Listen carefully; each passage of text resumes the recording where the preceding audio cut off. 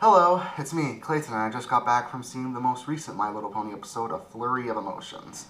And as a guy who often has his own jam-packed schedules to usually go through, this episode had a really relatable message for me. When you pair that with great animation and a lot of good comedy, it's a good way to get me back into the swing of things when it comes to My Little Pony and its strengths.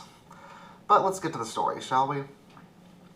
The story here is that Twilight Sparkle, as she has a jam-packed schedule, which includes a visit to meet sick ponies, has to look after her young niece Flurry Heart, remember her, as Shining Armor and Princess Cadence end up going to a pop art show to meet one of Shining Armor's friends.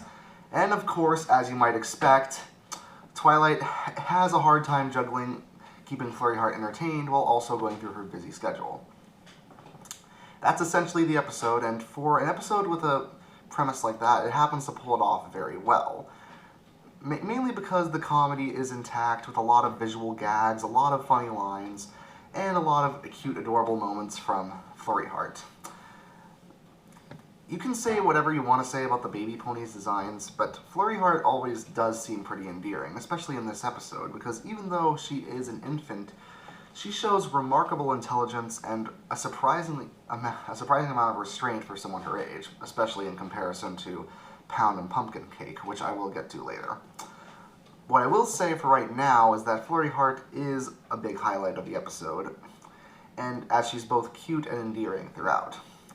And of course, the voice acting, as always, is excellent. Tara Strong and Kathy Wesseluck do a great job as Twilight and Spike. I especially like how Spike gets a few chances to shine near the end of the episode and throughout. Tara Strong does a good job balancing Twilight's paranoia over her busy schedule with her cutesy moments with Flurry Heart. With a couple of her faces, I guarantee they're going to get memes, because Twilight's faces always get memes, no matter what episode she's in.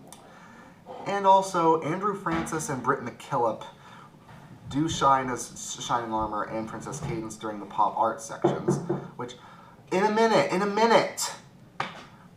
Sorry, interruption. Anyways, they do shine in the pop art sections, especially considering that they are a little bit of downtime in comparison to most of the comedic highlights of the episode.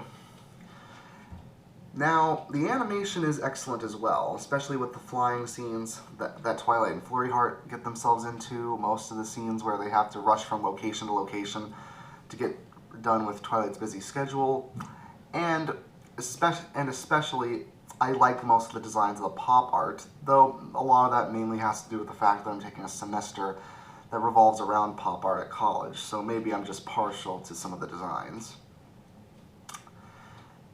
Since this episode is written by 2 new writers, if I wasn't told that beforehand, I would have guessed, considering the 2 new writers fit right into this episode and right into the series as if they've always been there. The writing was just that natural, that funny, and that well done.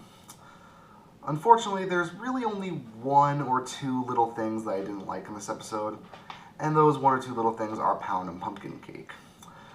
I've made it perfectly clear that I'm not the biggest fan of their characters ever since they first appeared in Baby Cakes, and they're not exactly winning any points when they happen to mess around with Flurry Heart in this episode.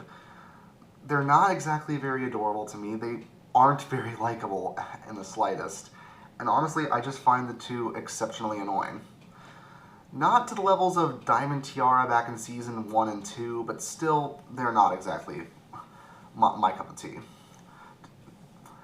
Despite this, however, this was a fun and well thought out episode that handles its premise well, and it does manage to entertain us for 22 minutes. And if in the future I just need something to liven me up on a bad day and it's only going to take 22 minutes, this is an episode that's good for that. So I give A Flurry of Emotions an 8.5 out of 10. See you next time.